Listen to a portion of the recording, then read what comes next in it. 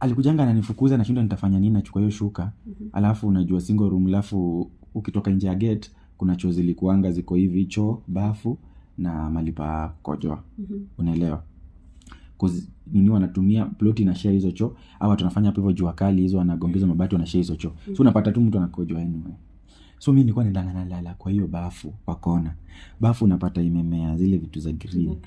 Green zimeshika huko juu maji watu wanakojoa hapo. So mimi naenda pale kwa kona najisunda hapo.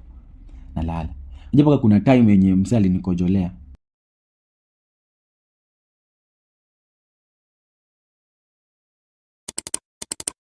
Hey guys, what's up my people? Hope you are doing good wherever you are. You're doing amazing. Welcome back to my YouTube channel.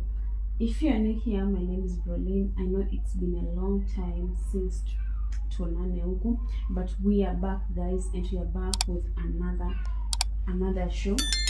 Like this is called Tutaita My Story. If you have a story, just DM me, kuja tupe. At least we share with the one or two people story yako, like a very heartbreaking story, kitu ili kuhapenia yenye you could never wish someone else to go through it, kitu yani ili kubreak, yani you know, all those things. Come share with us, jitoe, like uji set free. You know, when you talk you set yourself free from the pain. Yeah, so come talk with us, share with us. Kuna mtu pale nje amepitia the same thing, and if you share at least ataona hayuko peke yake, kuna watu pia wako hivyo, you know. So welcome to my show. I know like this journey, I know itakuwa very nice with your support. Sawa guys. And so today we have our very first guest here. He's a guest here. So is our first guest hapa, anataka kushare story yake na sisi, and to just listen. Yeah, hapa ni listen. We listen, we don't judge. Sawa. Yeah. Hi.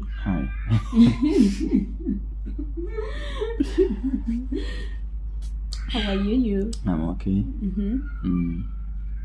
How is life? Good. Yo. How is fatherhood? Good.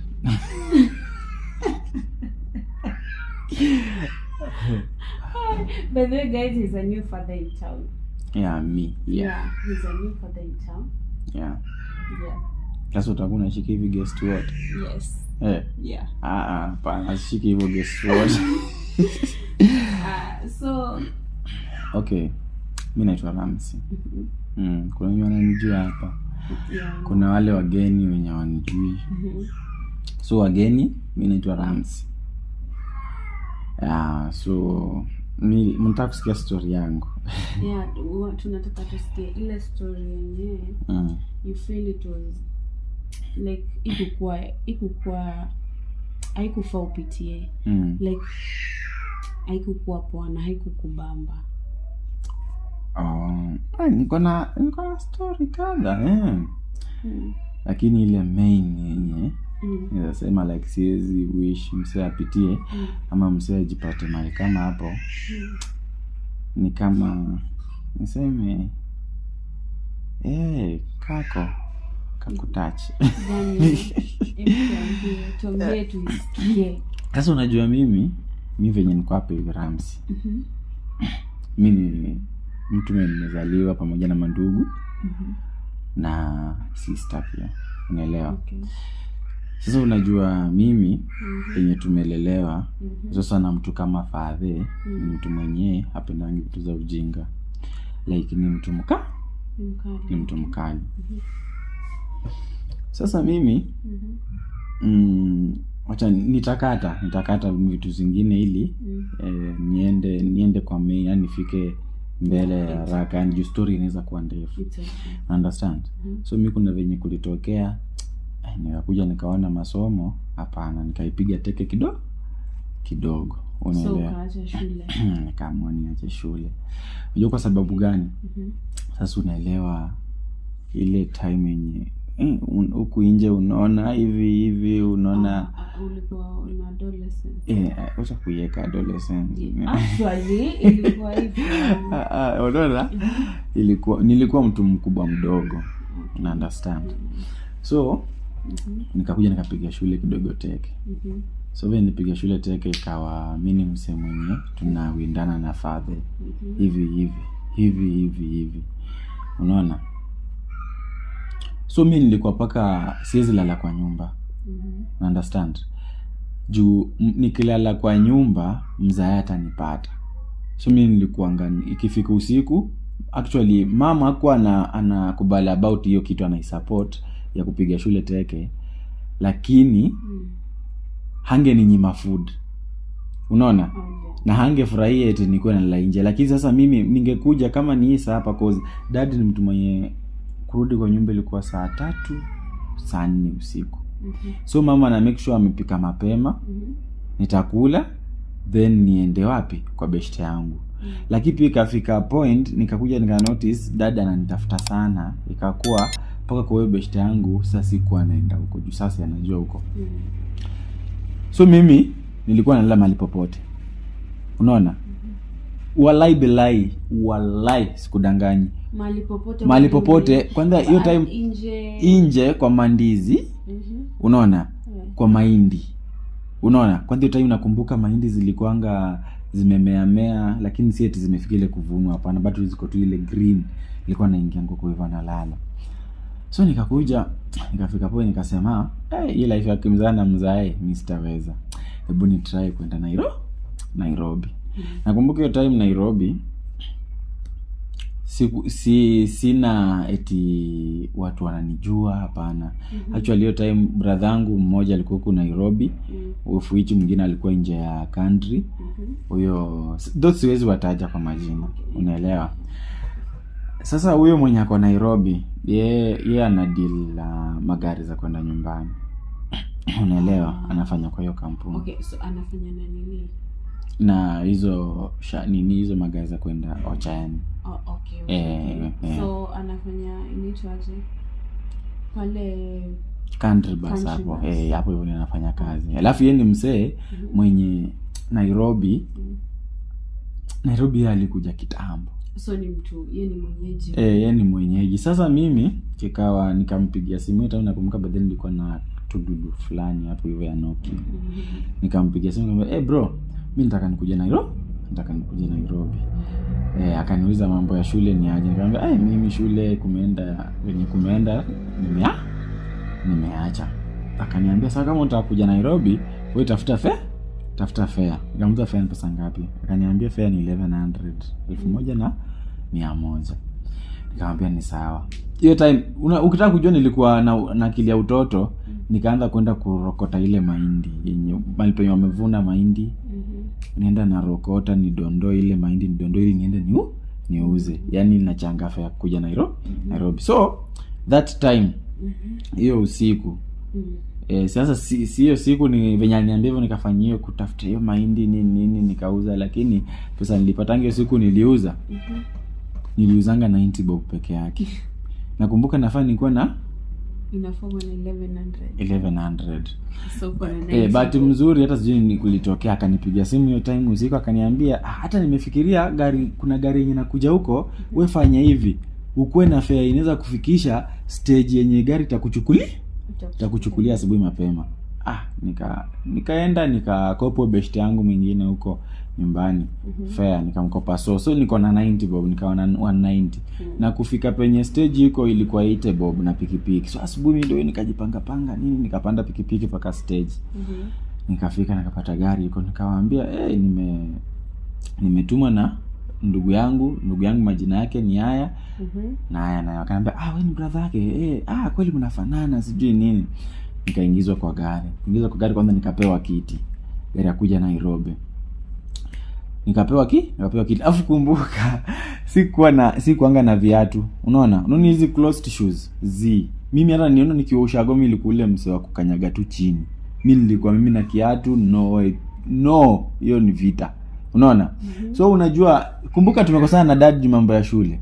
Lakini unajua nikikuja Nairobi nilibanga sharpshooter babangu. Walai ni true story.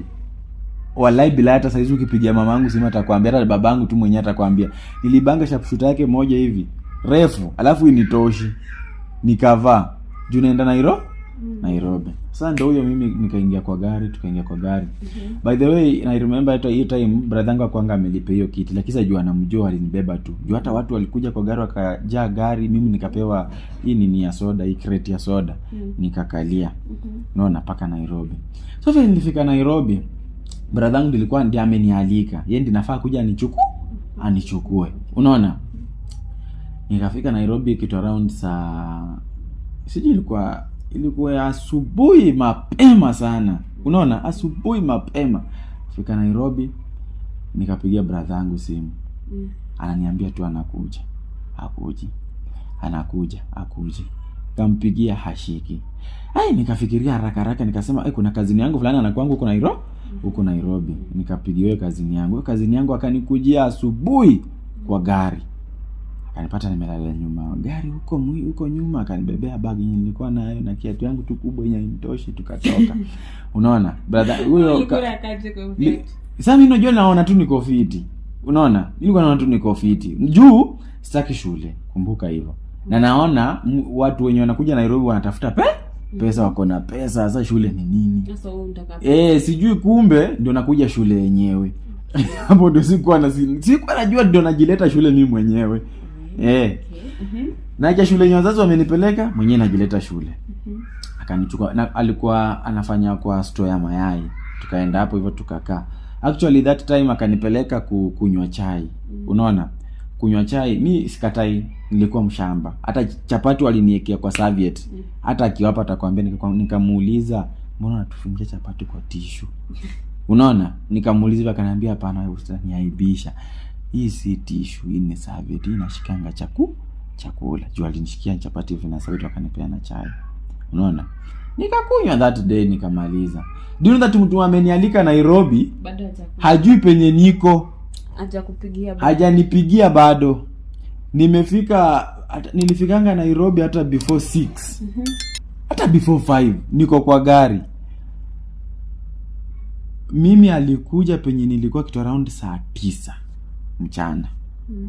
Akakuja hapo hivyo akanichukua, akanipeleka tukakula nyama choma nini, akaanza kunitembeza. Sasa akandribas Muthurwa, ananipitisha wapi, ananizungusha na hiyo namfuata tu hivi nyuma. Nakumbuka kiatu inanisumbua inatoka.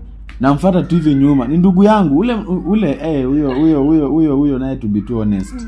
Huyo atatufunga nangi. Nikuwe tu honest. Unaona? Akanizungusha ni hivyo. Akakuja tena akanirudisha penye nilikuwa nilipata hapo kwa customer yai. Akaniacha hapo. Mimi ndo huyo tukakaa, ikafika jioni kitu around saa 2 mvua ikaanza kunyesha.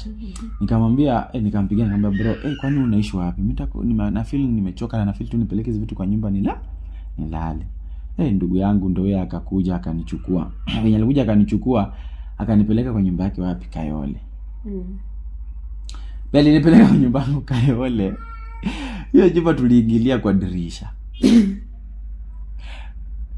Na unaona nini? Paka leo sijaijua. Juu unajua ni kama alikuwa amefungiwa nyumba. Juu alikuwa na rafiki yake alikuwa anaitwa Spata. Sorry nimemtaja jina. Huyo best yake alikuwa anaitwa Spata.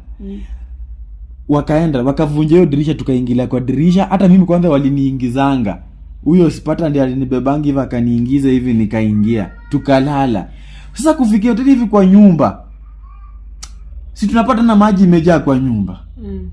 Mvua venye imenyesha hivi ni zile nyumba maji za nyumba tena zimeingia. Sasa mimi naingia hivi kwa nyumba kama nimeingilia kwa maji hivi, naingia kama nimekanyaga hivi maji. Yeye akaniambia, "Bro, sasa hii ndio life ya Nairobi." Ama bro, na wewe unakuja nyumbani by the way ako na pesa, lakini sijui pesa yake sana anafanyanga nini. Nitasema. Unaona? Akaniambia nikulala tu bro, asubuhi tufike tujue venye life inaendelea. Venye ilifika around asubuhi hivi saa 12. Mlango sijui alifungua aje. Wakahamisha kila kitu. Akapeleka wapi kwa hiyo best yake. Zikaenda kukaa iko hivyo. Tena tukapanda forward ya kurudi wapi? Country bus.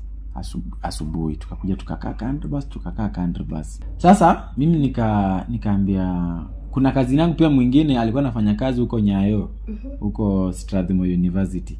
Akakuja hapo hivyo tukagotea na nikamwambia bro, ukisikia kazi unitafutie, ndio nimefika Nairobi.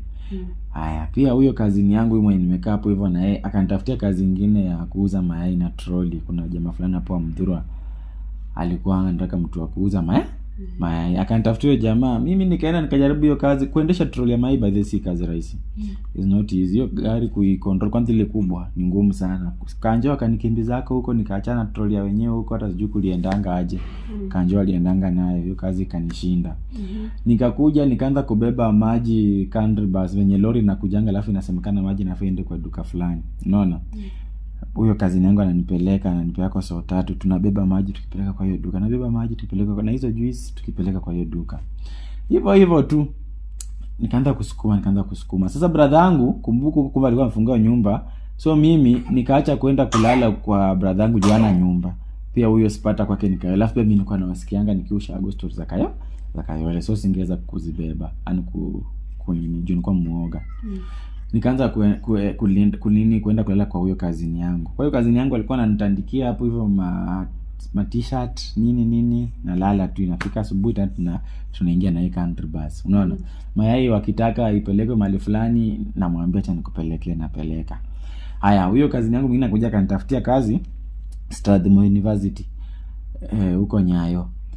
Ni kazi ya kuuza mashingo za kuku na gizzard na nini hizo maini hizo ni liver, hizo liver, gizzard na shingo za kuku. Nikaanza kuuza hapo hivyo. By the way, ilikuwa kazi fiti. Boss wangu alikuwa Mkamba at that time. Nikauza. So when nilianza kuuza, si brother yangu akahama kutoka Kayole akakuja hapa hivi penye karibu tuna Mdhurwa hapa hivi, jua kali hapa penye wanauzanga mabagi za shule nini hizo kutakizi matroli hapo hivyo. Tukakuja akahamia hapo kwa nyumba ya mabati. So mimi nikaanza kuishi na yeye. Sasa mimi nilikuwa nalipwa 250 per day. Okay. Unaona? Na kutoka penye nakaa kufika Strathmore University ni 150. Unasikia vizuri? Sasa mimi ilikuanga natoka hiyo kazi ilikuanga na nitatoka kwa nyumba saa 8. Unaona? Nikienda narudi usiku. Unaona? So hiyo ni total hesabu nimekupigia fare kwenda na kurudi, hiyo ni 150. Lakini kuna time inapanda inafika 200. Unasikia? Sasa brother yangu alisikia niko na kazi. Hapo hivyo ndio life ilianza kunifunza sasa Nairobi. Hapo ndio nilianza kujua life ya Nairobi ni nini. Brother yangu alijua niko na kazi. Yeye ni mtu anafanya kazi, na hiyo nyumba nilikuwa tunaishi ilikuwa nyumba ya 3500. Unaona? Yeye anafanya kazi. Anafanya kazi, yeye anapata pesa. Bana ananiambia hiyo nyumba 3500 nafaa tuko tunalipa wote. Nakumbuka mimi nalipa 250 per day. Nafaa nikuwe na chakula hapo. Si atananunulia food. No. Si atanunua food kwa nyumba, hata kwa nyumba yeye aonekanangi. Unaona? Ni mimi nafaa nijibaie food. Kumbuka nalipo 250. Fare saa zingine kuna fare time nyingine ni 200. Ikiwa imeenda vizuri 150. Meaning that nabaki na so. Wacha tupige tu hesabu, si ndio? Hii so yenye nabaki nayo napaswa nikule breakfast, nikule lunch na nikule supper. 150 ni fair. At time ule kazi nangu alinitafutia kazi huko juu, yeye pia alikuwa na kazi ya kuuza mayai huko hivyo, kuuzia watoto mayai na smoky, siwezi kataa. Kuna time alikuwa ananibaianga food. Lakini kama mwanaume bwana, huwezi tu jiachilia mwanaume mwenzako akuta na kubayanga food kila siku. Badanga kuja akasema kwa hii 3500 tukwe tunatoa nusu, kila mtu nusu. So inafuta 750 hapo. Unaona? Mimi nikamwambia bro, wewe mwenyewe unajua vizuri hata sinanga manguo. Mimi mwenyewe food ninajibaia. Kazi inafanya inalipa hivi. Mimi hata hiyo pesa unaniambia end month siwezi kuwa hata nimepata. Ile kazi inafanya marupurupu haina. Shingo zinakuja kazi zimehesabiwa. Mtu anajua tu shingo moja ilikuanga 20 bob. Gizzard 30 bob. Liver 20 bob. So mtu anajua tu nimepeleka vitu fulani, pesa fulani itafaa iingie. Hakuna pale hivyo marupurupu. Unataka mimi mtu wapi pesa? akaanza sasa mateso, sijui matusi, sijui kama Nairobi imekushinda rudi nyumbani, sijui nini ananitusi. Unaona, mimi navumilia tu, hakuna mtu nilikuwa na share naye, hakuna hata ule cousin yangu mwenye ako huko sikuwa na share naye anything. Sasa hizi ni mambo ya familia, na mimi mwenyewe ndio nilijitakia, si niliacha shule nikasema nataka kuja Nairobi nitafute. Sasa si nimekuja shule inaweza nifunza. Mimi ndio huyo hapo hivyo, nikavumilia. Kuja akaita dem fulani hapo kutoka huko Shago, alikuwa anaitwa Michelle, na best yake mwingine hapo alikuwa anaitwa Ismail. Tukaanza kuishi kwa nyumba watu watatu pamoja na yeye watu 4. Do you know that venye mimi ananitreat na venye anatreat hao wengine ni vitu mbili tofauti. Like alikuanga ananitesa. Like unajua tulikuwa tunaishi karibu na Mudhurwa. Like anaweza kutuma Mudhurwa vitu kama nyanya na mboga, nyama nini.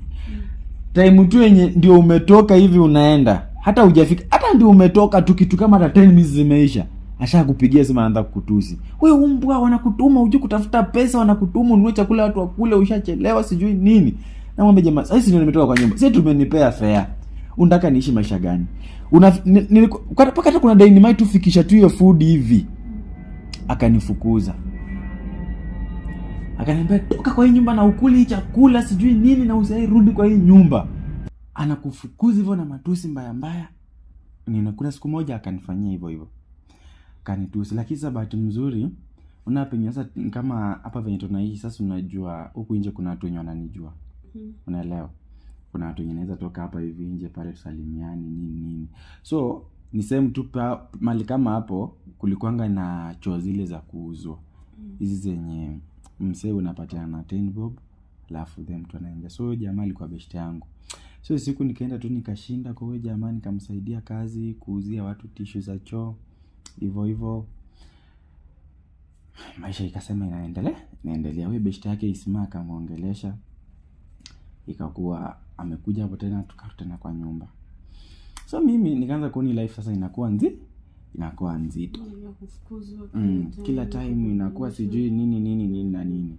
Sasa penye maisha ilikuanga sasa inakuwa ngumu. Huyu msee unajua yeye anafanya kwa gari na gari. Sasa unajua I don't know like ni tabia yake, I don't know ni damu yake, I don't know ako hivyo. Lakini sijui nisema amefuata nani. Unaona?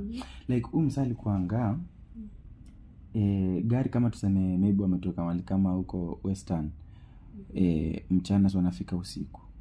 Unaelewa? Wanafikanga kitu kama asubuhi hivi. Masaa 10 saa 9. Huyu jamaa atakuja na demu kwa nyumba. Na unajua ile ni single room. Akikuja na demu anakupigianga before afike. Anakuambia ujipange.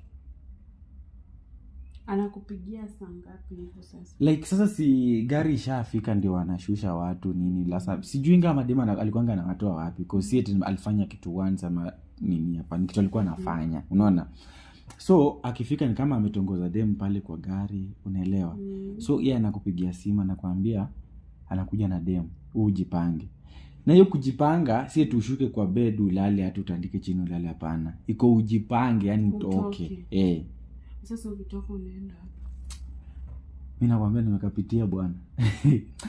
Sasa kulikuwa na shuka nyingine hivi ya white, nilikuanga na flowers. So hiyo shuka ndio nilikuanga na sana hiyo shuka ndio ilikuwa best friend wangu.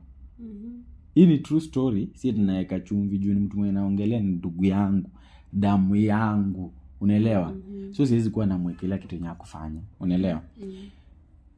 Na unaona hizi nyumba za mabati kuna kwa zingine zinakuwa zimejengwa hivi. So hapa tu katikati ni ka space. Sasa unaona hii kiti iko, kiti nyingine inakuja hapa. Sasa hapa ni katikati. Sasa meaning that zimejengwa huku na huku, so zimeangaliana. Milango zimeangaliana hivi, kuna hii nini imeangaliana nyingine. Penye tu hapa chini lakini zile ziko zimeshikana. Ni plot tu normal. So kulikuwa na hapo jamaa alikuanga hapo hivyo Wajaka. Kulikuwa na jamaa mwingine mtoli hivi. Na pia yeye kulikuwa na jamaa fulani, lakini wao walikuwa wanafunzi. Sasa na kulikuwa na jamaa fulani hapo hivyo pia, huyu jamaa alikuwa amemhost. So unajua sisi watu wenye tumehostiana tunapenda kuwa my best friend. Watu wenye tumehostiwa. So mimi nilikuwa rafiki na huyu jamaa mwingine mwenye pia amehostiwa na huyu mwingine. So lakini wao wako wanamtesa. Sasa time nilikuwa naona like akikuja hivyo niweza bishia wase nikalala huko. Time nyingine inakuwa hard. Mimi unajua paka alikujanga ananifukuza na shinda nitafanya nini, nachukua hiyo shuka. Alafu unajua single room, alafu ukitoka nje ya gate kuna choo zilikuanga ziko hivi, choo, bafu na malipa kojoa. Unaelewa? Cause nini wanatumia ploti na share hizo choo, au watu wanafanya hapo hivyo jua kali hizo wanagongeza mabati wana share hizo choo. So unapata tu mtu anakojoa anyway. So mimi nilikuwa nalala kwa hiyo bafu kwa kona. Bafu unapata imemea zile vitu za green. Green zimeshika huku juu maji watu wanakojoa hapo. So mimi naenda pale kwa kona najisunda hapo. Nalala. Unajua kuna time yenye msee alinikojolea hiyo usiku. Unaona?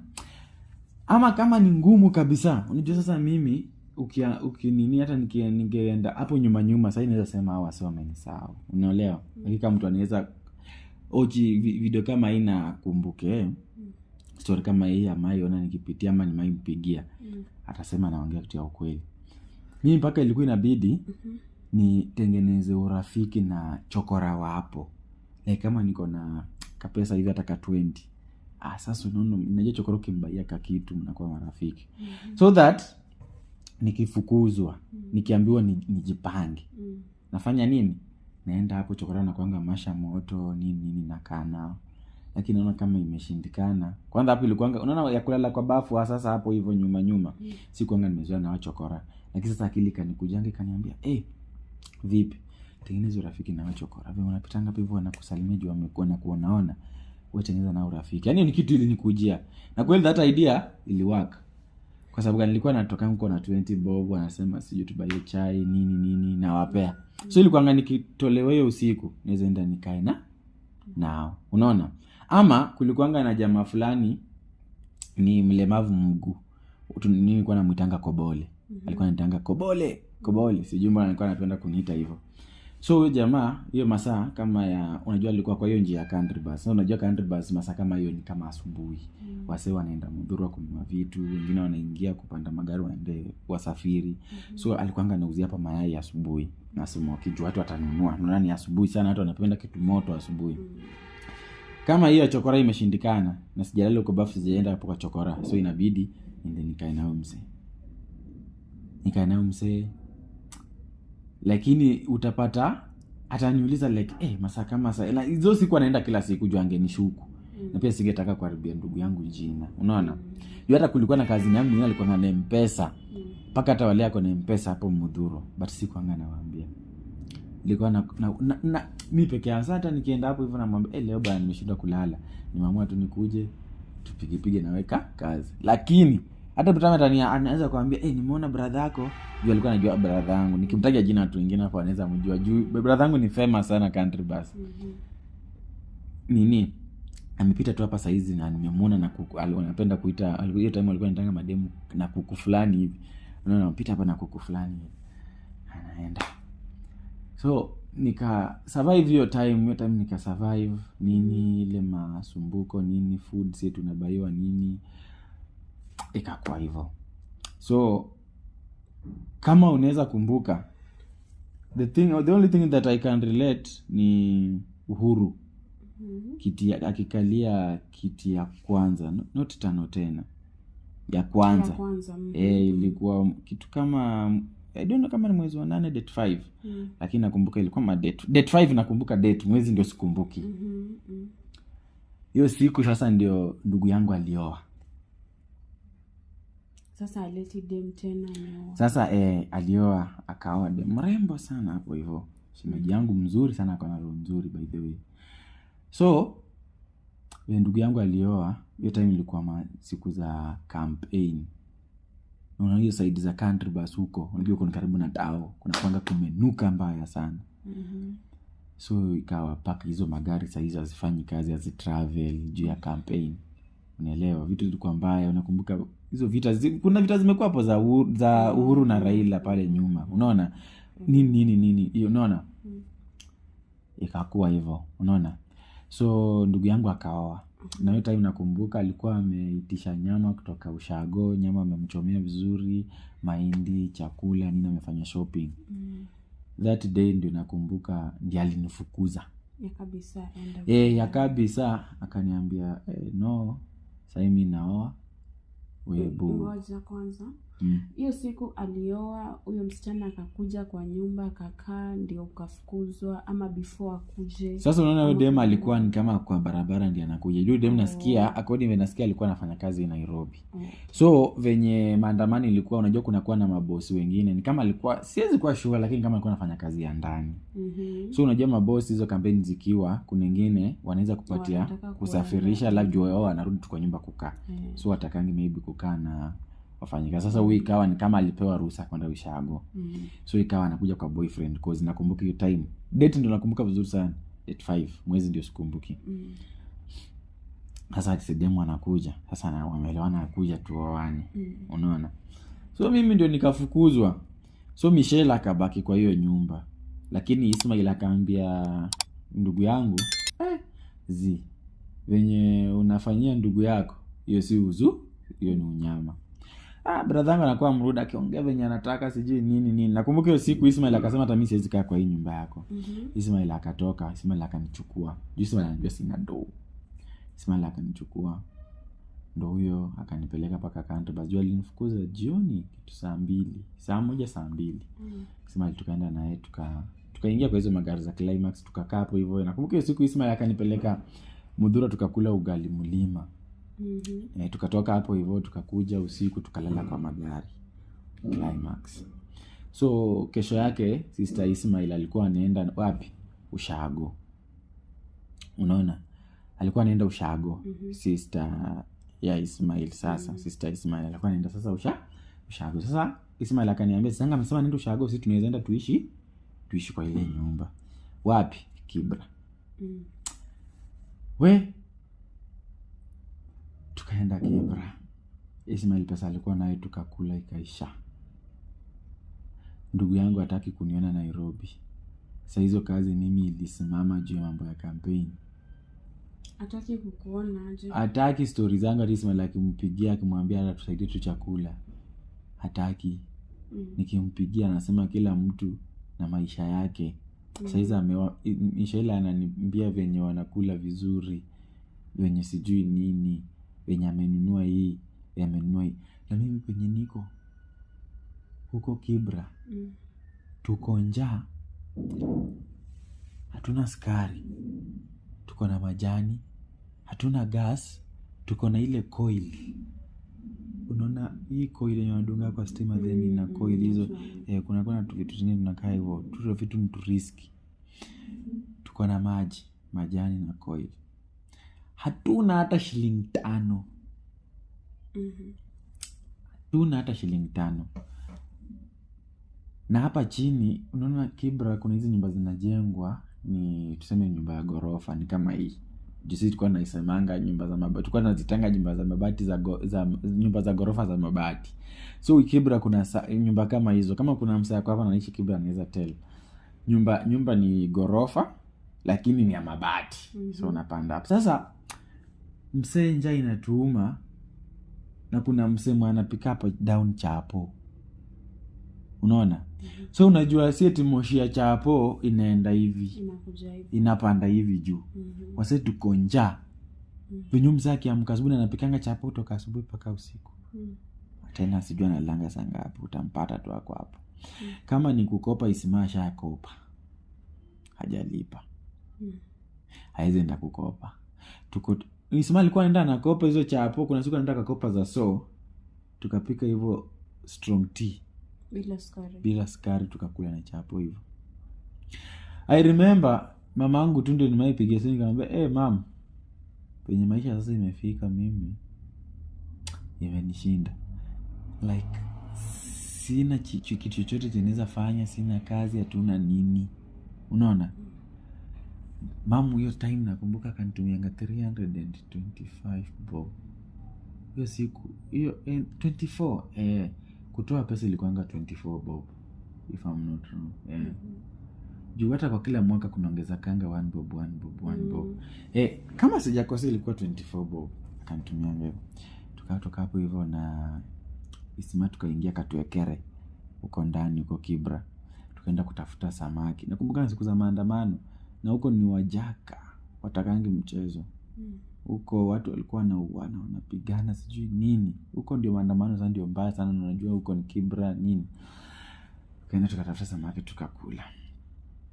Hiyo mtihani ikaisha. Mtihani kuisha, sina kazi iliisha sasa. Isima naye kumbe alikuwa ananifariji tu kwa wakati. Sina ID. Kwa climax ndio upate kazi, lazima ukuwe na ID. I remember tulikutokanga Kibra to country bus. Miguu.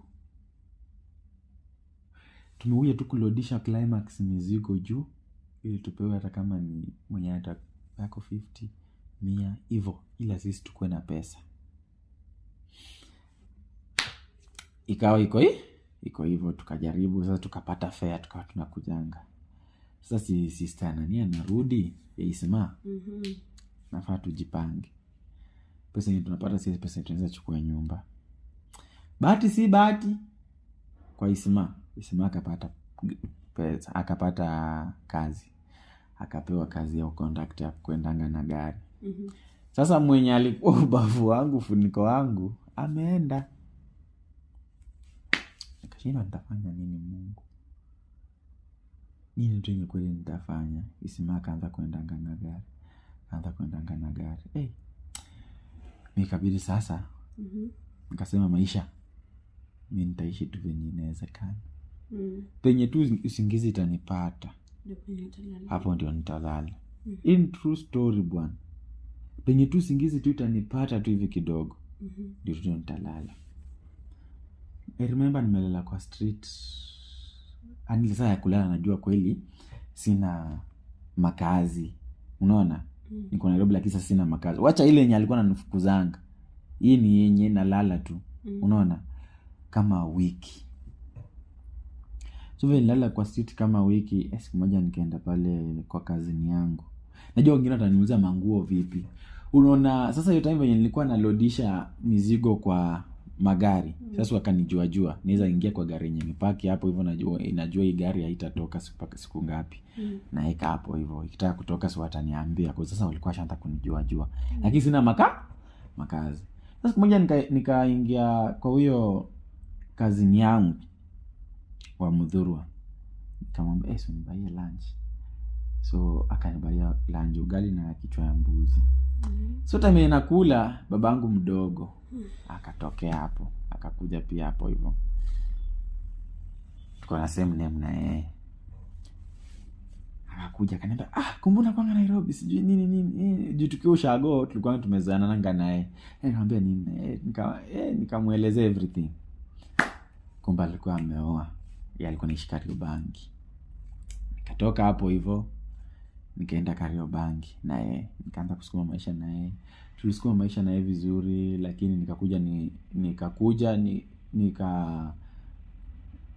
nikaishi naye vizuri, lakini nikakuwa na rafiki fulani hapa alikuwa anaitwa Horis, akawa ananipatia advice, akaniambia Ramso, ukipata pesa nunuanga vitu, ukikuja kwetu huko kwangu jujuangi mandugu wanga wanapinduka. Na kweli by the way I did that. Nilikuwa nanunua kitu naeka huko kwake. By the way venye alikuwa ameniambia ndivyo tu alifanya. Siku moja natoka hivi kazi, juu nilikuwa paka nimeshatafutiwa kazi na wewe kazini yangu, kazi hapo Mudhurwa ya hoteli ya kuuza supu na nini. Natoka hivi job. Sinapata babangu mdogo naye alihama. Walikujanga wakakosananga na bibi yake, tukiwa tu tunaishi pamoja, bibi yake aendanga. Mimi kurudi napata mkeka pekee kwa nyumba, manguo zangu ziko pale kwa kona. Hakuniambia anything.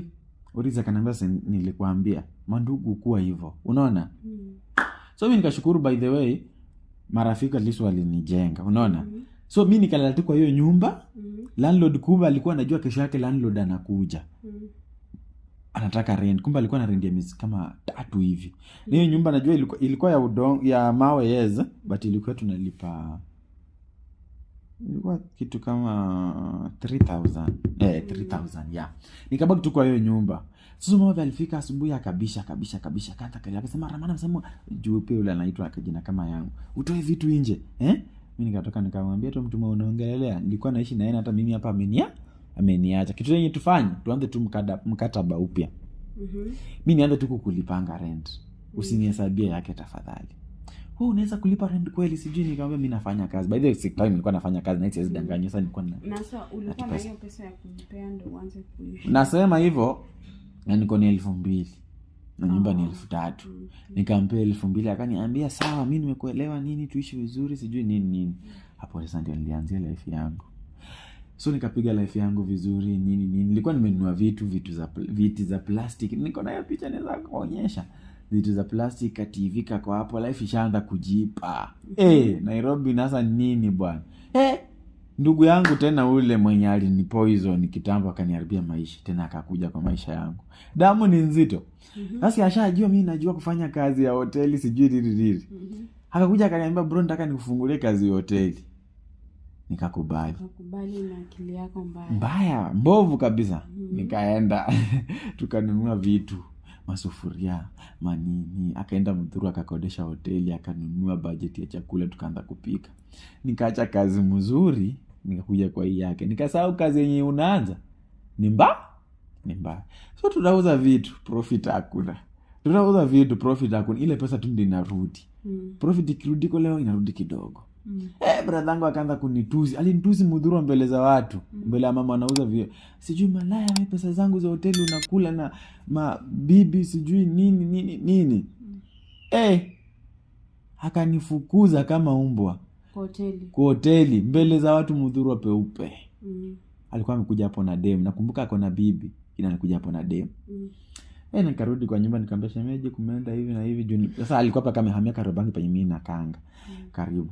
Kaambia shemeji kumeenda hivi na hivi. Shemeji akaniambia wewe unajua ndugu yako lakini pia mimi sikutaka kuadvise nyinyi mandugu. Shemeji akaniambia siku chakula nikakula nikarudi kwangu nikalala. Maisha yangu tena jukumbuka nimeacha kazi ya wenyewe for nothing. Imeisha hivyo siwezi rudi kupewa tena kazi. Nikasema acha nijaribu kwenda mjengo. Nikaenda mjengo sitadanganya nilifanya mjengo kutoka asubuhi mpaka sijui saa ngapi wakati ulipatia chapati moja na maharagwe. Mimi kukula nikaona hii chakula ni kidogo. Na mawe penye napandisha nipeleke huko juu. Nikaona sitangoje 800. Nikahepa. Penye nilikula tu hivi nikahepa. Wallahi billahi siwezi danganya. Nilikuwa mdogo. Sijui walai kama naweza tupata namba ya Oris. Msina naweza kuambia tu lifestyle yenyewe nilipitia. 800 unakuwa 800 jioni. Ukaiacha ukaenda. Nilikuwa nimebeba mawe. Na umefika sasa. Ndio nakwambia nilikuwa mjinga. Si unasikia kama nimekuwa kwa kazi mzuri yenye inanilipa vizuri, si ndio? Ndugu yangu na akili yake ametoka kwa amenipumbaza. Nimeacha kazi na aliyenifanyia unyama. Sasa hebu niambie nilikuwa na ujinga natoshana aje? Si ilikuwa ujinga mingi sana. Nikaona ati mimi hapa nitaumia. Badala tu ningengoje 800. Nikaacha. Hata nilihapanga rafiki yangu alikuwa amenipeleka. Nikaacha hiyo kazi nikarudi kwa nyumba. Kurudi kwa nyumba sasa sina rent. Sina chochote. Nilikuwa naishi Roe, watu wa Kariobangi. Kama unajua Kariobangi Roe uko chini. Kabla uvuke uende Mathare. Hapo hivyo. Nikapambana babe na hiyo maisha ya huko. Nikapambana. Ikanishinda. Nikakuja nikapata ugonjwa mbaya sana yenye nilikuja mpaka mwenyewe sikujielewa. Nikapelekwanga ushago. Ugonjwa gani? I don't know, walikuwa nasema ni kama nilirogwa. Nilikuja nikafura tumbo. Sijielewi. Nilikuwa naenda choma alipopote. Niligonjekanga kutoka mwezi wa 5. Nikapata fahamu date 25 December. Niligonjeka. Nikatolewangu ushago Nairobi nikapelekwa ushago sikujua. Nakwambia nyumbani wanakuambia walikuwa wanasikia watu wanu maeri hapo kwa kijiji wakisikia kilio wanajua mimi ndio nimekufa. Nakwambia niligonjeka paka hii mwili unaona venyoka inatoanga ile scale yake inarudi. Sasa hivyo ndio mimi mwili yangu ilikuwa inatoka ngozi. hii ngozi hii si ile nilizaliwa nayo. Yes, no original, unaona? Lakini nini? Sasa hata ndio maana unaonanga mimi like sijui, yani sielewi na hii nini. Tunaonanga mimi I rather nioge maji baridi than maji moto. Sijui mbona hii ngozi itakangi kitu moto sana. Lakini mimi nilitokangi hivi ngozi, si eti mwili mzima hapana. Lakini yani unaona some places tu, unaona inatoka tu, unaona tu inatoka hivi kingozi. Yani niligonjekanga vibaya na kuna ugonjwa inaonekana hospitali. Hata sijui wazazi wangu walinitibu aje, sijaijua. Paka nakwambia nikitoka kwa hiyo ugonjwa, ulikuwa unaanga tu jirani ndoko kwa na kuku. Anaambia mama, chinjio mtoto yuko kwa kule. Sasa tungekuwa na yeye. Yaani niligonjeka. Mamangu akianza kuongea story anaanza tu kulia. Babangu mwenyewe akiongea story anaanza kulia. Babangu ananiambia ile kukimbia nimekimbia na nakwambia mimi nilitoka kwa hiyo ugonjwa. Ni mimi yes Rams, lakini niko kama hii kijiti. Unaona nilifunzwa tena kutembea upya. Juu nilikuwa nashikiliwa, siwezi tembea step 2 za kwenda huko naanguka. Juu hata trouser nilikuwa nimeshikilia tu hivi. Nilikuwa nimekonda juu nasikia choo nilikuanga naenda penye niko. Choo penye niko. But I thank God wazazi wangu walinipigania that time. Nikapona ndo sasa ukarudi kwanza maisha. Babangu akasema sitairudi tena Nairobi.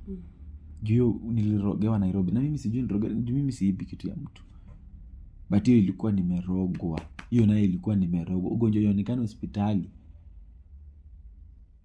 Hiyo nilikuwa nimerogwa tu vizuri tena sana. Naya, nikatoka hapo hivyo nikaanza kupona, nikarecover. Juu unasikia venye nilipona, hii nywele yangu ilikuwa nywele ya mtu binadamu. Nilihave tena mamangu akanipeleka nikaenda nikanyolewa kihara, ni nywele tena imea upya. Hii nywele ilikuwa imeturn color. Ilikuwa black. Nikapona, nikarecover vizuri. Huyo kazi yangu alikuwa amenitafutia kazi Strathmore University, akanipigia simu akaniambia, bro, kazi yangu ilikuwa kubwa saa hii nataka nifanye nini? Urudi Nairobi uanze kufanya kazi na mimi. Nikaenda nikasweet talk babangu, alikuwa amekataa, lakini boya akamconvince babangu akakubali. Nikarudi Nairobi, nikaanza kufanya kazi. Hivyo venye nilifanya kazi pale ikaisha, nikapata tena Strathmore University kazi ya PS. Nikafanya ikaisha, nikakuja nikapata kazi ya kuuza mitumba, ndio nikafanya paka nikahamanga Kariobangi, ndio nikapatanga hizi alama. Kuna alama lakini ninapotea. Kuna alama nilidungango hapa, nyingine nikadunga hapa na kisi na wezi wa Kariobangi huko. Nikangangana nikatoka in all that shit. Sasa ukatransform, ndo maisha yako ikakuja. Sasa ndio maisha yangu ndio ikikuja. So hizi paka hata huyo ndugu yangu mwenyewe paka ananipigianga simu. Unaongea vizuri tu. Mimi imagine mimi unajua nikikubeba ni ngumu pia nikuonyesha nimekubeba. Lakini hata hapo nyuma alinipigia simu akaniambia, bro sijui nini, inataka sijui, ni kama alikuwa na demo, alikuwa amemdanganya maisha yake ni mzuri sana. Unirekodie nyumba yako, unitumie, naona nyumba yako ikiwa supu. Sikumtumia. So hivyo tu ndio niko. Na hivyo ndio life yangu ilienda. Hii Nairobi nimego through a lot bwana. Pole. Yeah, thank you. So hiyo tu ndio kitu mimi naweza sema tu. Hiyo ndio kitu yani siwezi taka ni msee taka mtu apitie cause mimi mwenye nilipitia. Unajua ni story nimehadithia. Kuna mwenye huenda umaipitie kitu unaweza patia kitu yenye mimi naelezea. Na kuna mtu when it comes to your own blood. Sasa unaona sasa. It's so bad. Na pia kitu kingine naweza waambia, msipige shule teke mkifikiria maybe watu wenye hapa mnasoma. Najua kuna watu wenye wanaocha hapa na wanasoma. Sasa acha nikwambie kitu. Ile ni shule tu. Lakini sasa hii Nairobi, hii ndio shule kuu. If you have chance ya kusoma in short, make sure usome. hii Nairobi ni shule kuu. Unless kuna issues zimecome in Yeah. between, maybe Lakini kama juu mimi siwezi blame wazazi wangu. Mimi hiyo chance ya kusoma like home iko. ni wewe tu. Home iko tu. Home naye iko juu.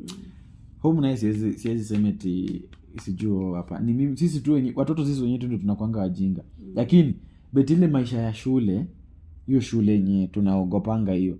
Dhani maisha ya ukisikia acha dunia mfunde. Hii dunia ni mbaya bwana. Hii dunia ni mbaya na nasema una advice wakipata chance ya shule wasome tu. Mimi ndio maana naambianga mtu hata ile siku usikia nikiambia ndugu yangu akipata size chance ya kusoma asome. Bwana hii dunia bwana. Hii ndio mimi tunaweza tuambia. Chenye nili experience tukitoka huko nyuma kufikia penye nimefika. It's not easy. Na note that pia ndio nimemake it I'm still pushing. Yeah. But tumesikia story yako. I think there is someone out there maybe an experience hiyo kitu saizi. Ama experience the same thing, just know you're not alone. Na kama you are going through such a thing, jua it will come to an end. Yeah, sure. Yeah, time yako ikifika. Hakuna situation yote yenye iko permanent. Mimi naweza sema mimi nimepitia milima na mabonde, but right now penye niko. Ni God. Yeah. Everything puts mbele to God. Yeah, prayers. Just pray in every situation. So thank you for sharing with us your story. I know it's touching. Na at least it zasaidia mtu out there. Yeah, sure. Yeah. So guys, make sure when you watch this video, like, share and comment. Now if you have something to share, guys, make sure you reach me through my number below. I'm on TikTok, Facebook, Instagram. Just search Brodine Catalina. Tell me. Until next time, guys.